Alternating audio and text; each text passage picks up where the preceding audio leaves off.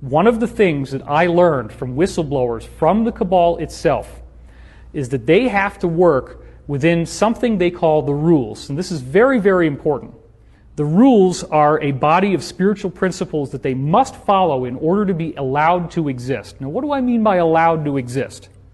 I mean that they are aware that there are benevolent forces that will prevent them from achieving their goals unless we give them permission to enslave us. Ultimately, the universe is intelligent, alive, and conscious, and it is benevolent. It is a benevolent consciousness.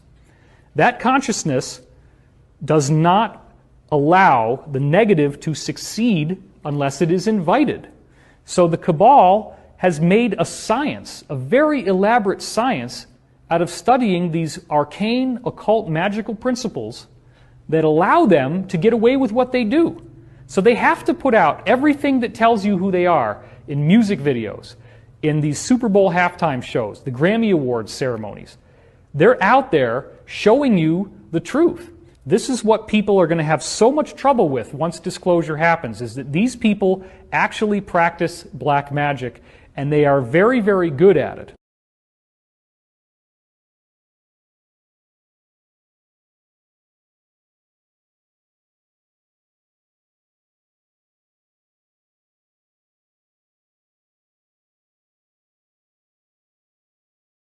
Now, this is the kind of stuff I could not make up, okay? The Pinder is the head of the cabal. That's the name of the top person in the 13 bloodlines. And that's what we're now calling Illuminati, would be these 13 bloodlines, the houses. What does Pinder actually mean? It's pretty weird. It means the pinnacle of the Draco, i.e. the number one representative on Earth of the Draco. It also means the penis of the dragon. Now please, Foot, don't go doing that again.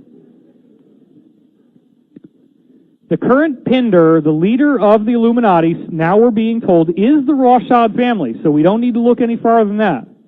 The only guys above the Rothschilds here on Earth would be these old ones, and the family masters and the trustees, but then the Pinder, of course, is the Rothschild, so that's why that name is so prominent. Now, here's the funny thing. The good guy ETs have come back recently, and I don't know why we got a little, oh, that went away, good. We had a little feedback. They have been betrayed by the Draco. This just happened in the last month. The Draco have been cornered, and there's something that's been created around our solar system called the barrier, and all the Draco that are inside our solar system cannot get out. And they are afraid of whatever this arrest scenario is going to be, because they will be held on trial as responsible for these crimes against humanity that they've perpetrated. They do not want this to happen. And they tried to strike a deal with the positive beings saying, if you let us go, we will offer everybody below our own royal caste in surrender to you, to the Alliance. That means the royals are only these 12 to 14 foot tall reptilians. That means they were going to betray the old ones, all of their supplicants who have done this vampire type process to gain immortality. That means all the 13 bloodlines. That means the Committee of 300, all the top Illuminati, everybody human was betrayed, and this just happened. So the Illuminati is in terrible state of disarray right now. Everything is going nuts. All these sub-factions are forming, and what's going to happen most likely is that they're all going to start exposing each other and betraying each other.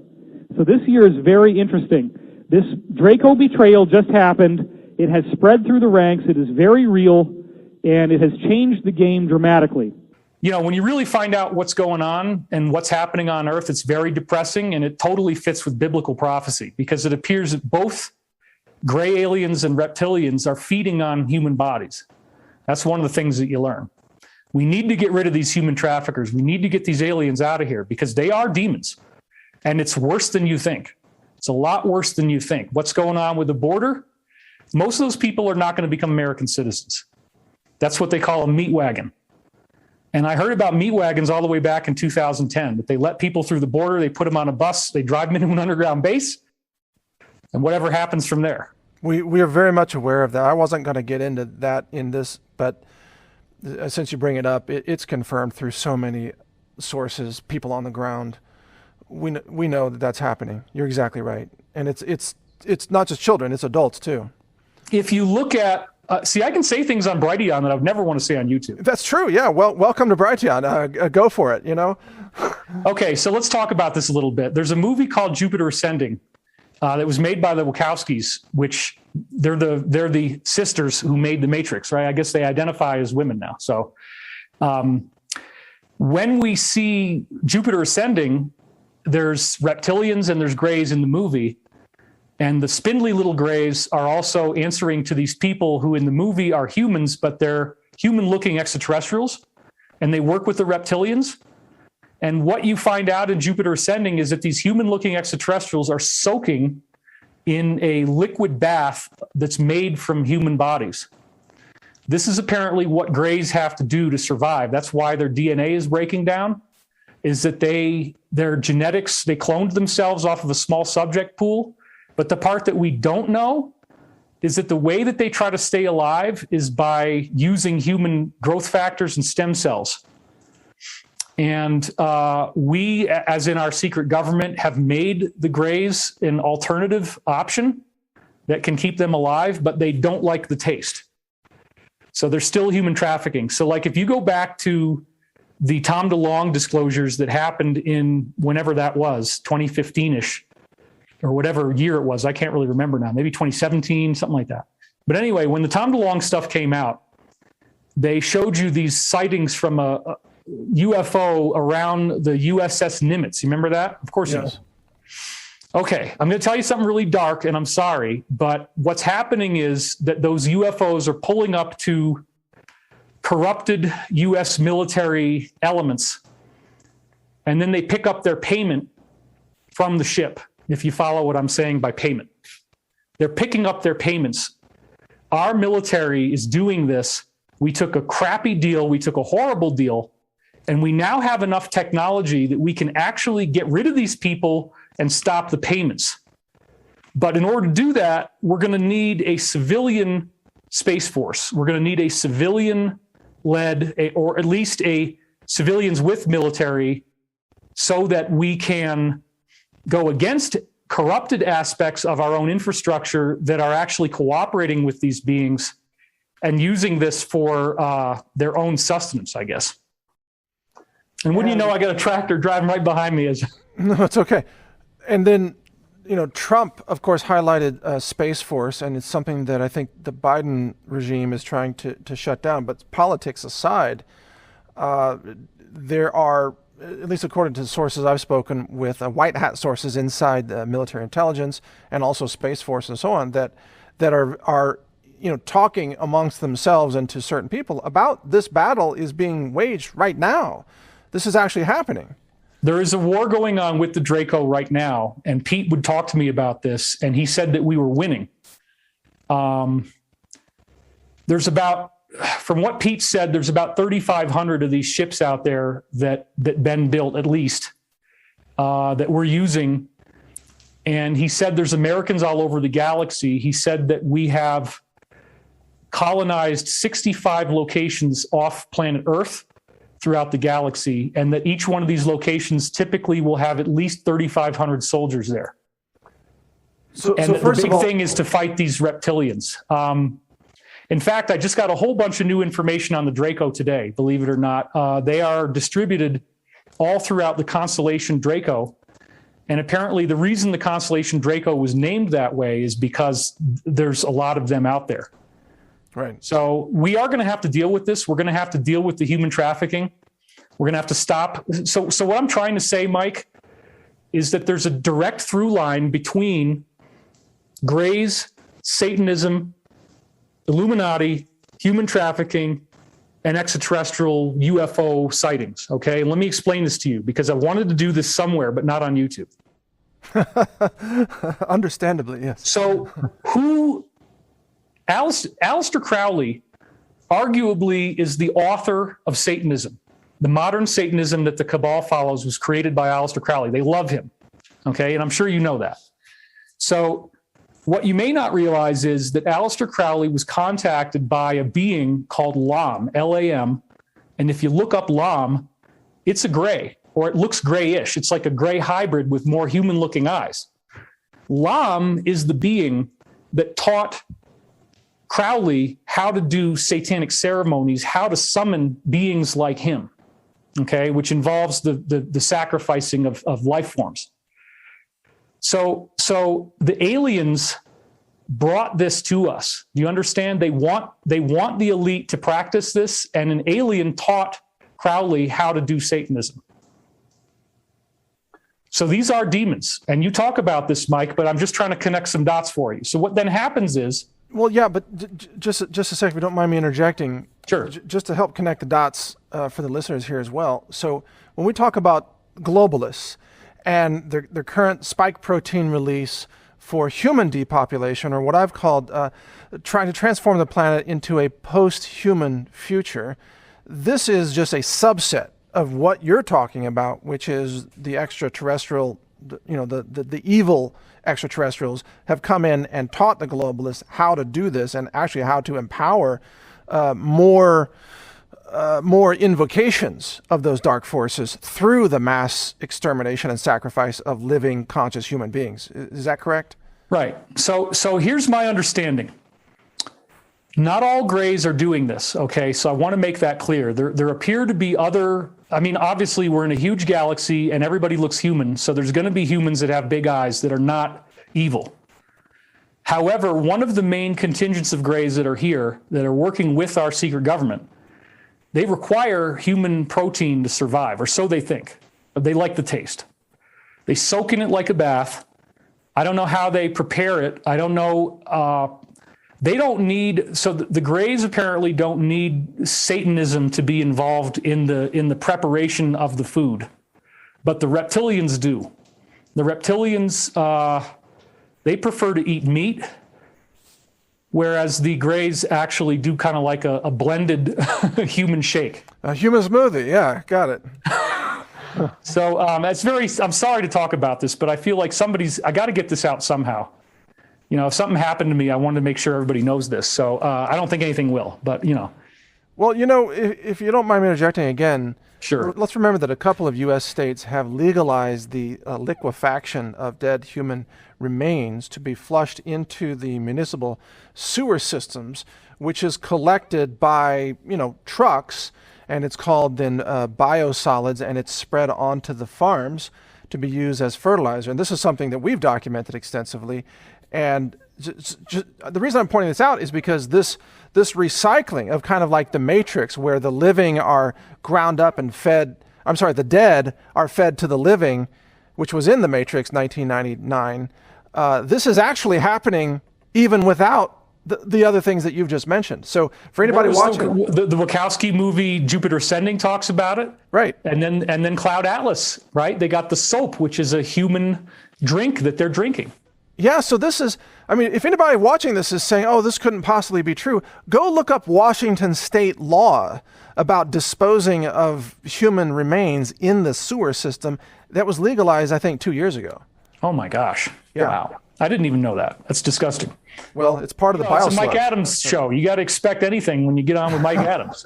Well, no, you're hitting me with all kinds of stuff I didn't know, so keep going. Well, I want you to know this because everybody in your community, my community, our community, we're talking about Christianity, we're talking about demons, and I want to make some dots connect, okay? So that you understand that what the Bible was talking about is absolutely true. So the Greys apparently don't need the victim to be tortured at all. They could take any human, it doesn't matter. But with the Draco, they really need the victim to have suffered. Part of what they feed on is the energy that we release in death, in suffering. Right. There is a way to feed on that, apparently, energetically. And I've talked about how there was a guy named Bulikov who took fish eggs and then he put them next to fish eggs that were older. The older fish eggs will actually suck the health out of the younger fish eggs and kill them. And you can do this in a hermetically sealed container where the only thing in between is quartz, which allows ultraviolet to pass through. If you put a glass slide in there so that the ultraviolet photons can't pass through, then the weaker fish eggs do not die and wither. They're fine. So there's some method by which the stronger fish eggs suck the actual health, energy, and vitality out of the weaker eggs, apparently having to do with ultraviolet photons stored in the DNA itself. And so when you block those ultraviolet photons from being sucked out of the room, now the eggs don't die. This is apparently the same principle in the spiritual sense, where negative entities can feed on fear and feed on suffering. So then, in this context, most human beings living today are living in an oblivious human crop plantation, essentially, which is being harvested for that life force energy plus the human proteins for the human smoothies that you mentioned. And again, this is exactly what they talked about in The Matrix back in '99, that there were entire fields that were harvested. And even batteries were all plugged into the Matrix to feed the Matrix. That's right. And by the way, the elimination of the family is part of what's necessary to say that we don't need mothers any longer, that we can grow babies in these harvest farms, or we can grow them through, modern medical science, what have you. So they eliminate the family and the motherhood, and then they eliminate the connection between the child and its mother. I agree. So I want to finish this because it is dark, but I think we should get through it. So the next stage would be to see that you can, I would never ever want to be involved in this, but these depraved people can perform a ceremony and summon these beings. I don't know if a gray is going to necessarily look like a gray. He might project some other image that looks like a gargoyle or a more traditional demon. It might still be a gray. But they do apparently become visible at the end of these ceremonies. So one of my insiders said that there's one of the laptop videos is of a session ending and something materializing at the end. He only heard the audio of it. He hasn't seen it yet. And I don't know if any of us are going to see this, but we also need to be prepared that part of the big awakening that we're about to go through could be a much more sobering and terrifying realization that the people who are praying the demons are actually getting results where these demons appear in front of them. And we're going to all know this as an absolute fact. That's what I think is going to happen. The aliens refer to us as containers. Well, so the ultra-terrestrials, I'll just tell you, the ultra-terrestrials, I think, have you heard of the P-52s and the P-47s? Do you know what that is? They're us from the future. They're from here. They are you. They are me. They're from here, from the future. P-47 is present plus 47,000 years. P-52 is present plus 52,000 years. And basically there's a calamity, right? So there's like a apocalypse scenario in the near future. It wipes out most of like everything, man. And there's the ones that go underground and survive, right? And then there's the ones that somehow stay on the surface and miraculously don't die. They've either had some kind of nuclear accident or they're on the backside of a evolutionary genetic curve and they're going downhill instead of uphill. In other words, in the autopsies, of which I have 2, we found out that their digestive system is atrophied. They can't eat through their mouth anymore. You know how they eat? Well, these cattle mutilations, they take the hormones and the enzymes from those cattle and they spread it on their skin. And their skin absorbs the nutrients and then excretes the waste back through their skin. And if you read Whitley Strieber's book or listen to him talk, he talks about when he's seen them doing this to their skin and they're scraping the waste off. A large gray that 2 large grays that I shot and killed. I can't tell you how ugly they were, and I can never tell you how graphic the stench was.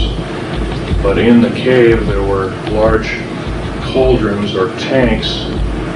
They kind of looked like a big oval cattle feeding tank, but they weren't. They were special, looked like a stainless steel or metallic tank. And they were filled with alien and human body parts, and generally glands and what looked like some kind of blood. Now, I've always been taught that blood after a few minutes starts to congeal, but this was one of these vessels that in the melee had tipped over and all this bloody liquid had spilled out. It was a mess. And it was definitely not coagulated. How they did this is anybody's guess. If we remember anything about cattle mutilations, we might also think that basically the blood in these cattle are totally drained out. There's no blood around, in quote, the murder scene of the cattle. So this might be the way they're doing it. Now, whether this is sponsored by our government or other governments is a good guess.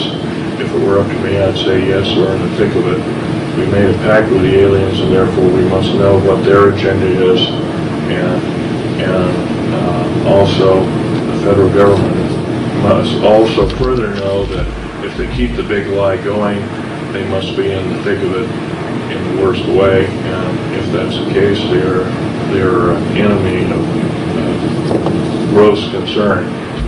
1983 is the date that I call that we finally recognized that we had made a disastrous mistake. And that's when MJ-12 realized that they were in deep, deep trouble. They had made a deal with these people, and it had not worked out, and now the question was what to do.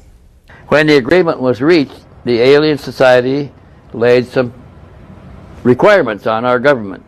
They said we would have to provide a suitable habitat for the beings that they would send here from their society. And they gave us some very specific instructions for it. The laboratory facility had to have 2 nozzles in the shower, one for water and one for enzymes. And they would bring enzymes from their home planet to be put in a tank to be dispensed through the second nozzle. The enzymes were lathed over the body first and rubbed in. They stand there for a time, and then they rinse off with water, and the water and the enzymes are collected at the bottom, and the enzymes are filtered out, put back in the tank, and the water is flushed away. People are being used for food. The aliens are eating us. They're experimenting with this. Horrible, unspeakable experimentations. This story has to be told. People have to know what we're dealing with. This was a processing center where these children were being prepared for food to feed these mantis. And they were taken in there, and all of their extremities, their arms, legs, their heads were all removed by a laser knife type thing. They just seared right across it and it dropped off. And these parts of the bodies were packed in containers to be sent somewhere else. How long do you think it's going to be before they make the announcement that we've had contact with outer space and they call for what? Never. You don't think so? No. I used to think so. I used to think they were getting us prepared, but I have no doubt now that they never intended to, and I fully agree with them. Now, 5, 6, 7 years ago, I was going on a lecture, hey, you got to listen to this, you got to see what's going on. Now, I know they were right. I mean, mankind is not and will never be ready for this kind of information. Sure, it's interesting for you and me and a very small segment of society, and it's tremendously interesting, but no way should the public ever be told about this. What do you think would happen if they were? It would probably cause problems that the governments of the world are not equipped to handle. The basic issue is religion. John, what do you know about cloning? And I said, nothing. I mean, this was so far out to me, and he said, just let me tell you, it's all real and it's all happening. And this is from Cecil McMain's, a guy who's so down to earth, who worked on the SR-71, who did a lot of stuff, and he would never, ever come out with something so unusual as that. So they have Frankenstein, the missing kids, the milk carton kids? I used to talk a lot about that, and there was a lot of kids that were missing in like 83, 84, 85, and it's my understanding that the FBI discontinued annual reports of missing people because there was a million that were missing, and then actually about 80 or 90,000 that just simply disappeared. I mean, they didn't wind up as prostitutes on Hollywood Boulevard or as sex slaves or in some shallow grave. There's 80 or 90,000 that just simply disappeared. We have both seen the film that was taken out of the Dulce facility. Why would somebody make pictures like this showing the creation of some sort of alien being? And this is a facility. This is a facility that's run by the United States government. I mean, with your tax monies. I've heard Hamilton talk about the Dulce facility, and I've also heard about, genetic engineering programs at Area 51. Yeah, there's no question that Dulce exists. I was the one that kind of led the research on that. I was at a meeting in Crestone, Colorado, and Tom Adams handed me a letter from a lady who lives in Las Vegas, and she was the one that tipped us off that this thing existed. So I talked to her, and she knew the location of some photos and videotape that had been taken inside Dulce by a guard who escaped during what they call the Dulce Wars of 1979. He used to contact her every 6 months, and he said, if I ever miss contacts 2 in a row for a year, you can go after this box, which they had hidden somewhere here in Nevada, that contained 6 minutes of videotape, 25 black and white photos, and some other documentation about what went on in Dulce. About 2 years ago, he did turn up missing. We never heard from him. And I think there was like 12 or 13 attempts after the box, but it had been hidden maybe at least 10 years ago in the terrain and the foliage, and everything changed. I don't think they ever got it out. He said on level 5, you'd walk on by and people would be in cages and screaming and begging for help, and he was told to walk straight on through and not look or pay attention. Yeah. These people are all mad. I heard that. And then from another source, Air Force engineering source, I heard that when he went there, they referred to it as Section D. And then Bob heard it referred to when he was up at the test site just once, and somebody mentioned something about it being shipped to Dulce, but that's the only reference he ever heard to it. Now, I call these, the guys who are working in the facility as Igors, the invisible government's obedient robotons. But it really is a Frankenstein factory. Well, in 1962, Kennedy ordered what became known as the report on Iron Mountain, and what he was interested in was finding out if there's anything other than war that could stimulate the economy to the extent war could. We've always had a war to stimulate the economy. Always had one. In recent years, we had Vietnam and then Saddam Hussein, which was all manufactured. I mean, I flew an airline. For an airline, we used to take the troops, American troops in there, Green Berets, to train Saddam for the 2 or 3 years before that war, But they create the crisis. They create the crisis. So the report from Iron Mountain said really that there was nothing that would stimulate the economy as well as war, and they had considered medical research, space research. They said that there was one thing that would stimulate it, and that was a threat from an extraterrestrial species, real or imagined. George, maybe the cover-up was in our best interest, maybe not. Maybe the government underestimated the intelligence of the American people and decided we just couldn't handle it. But let me tell you this, the truth is still the truth, and nothing can change that.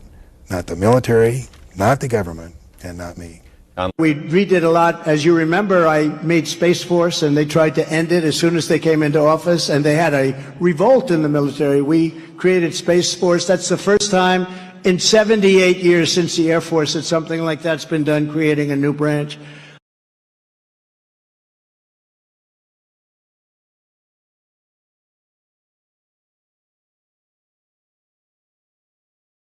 I think that man will be president of the United States right about the time that spaceships come down filled with dinosaurs and red capes.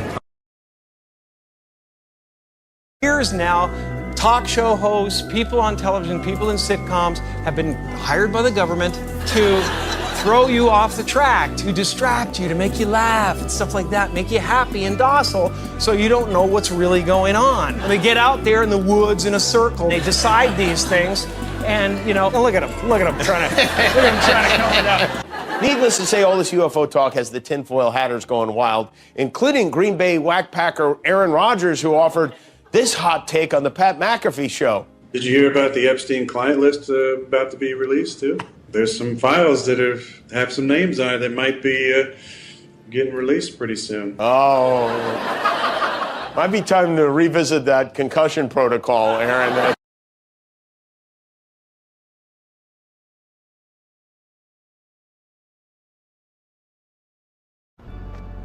All that's gone.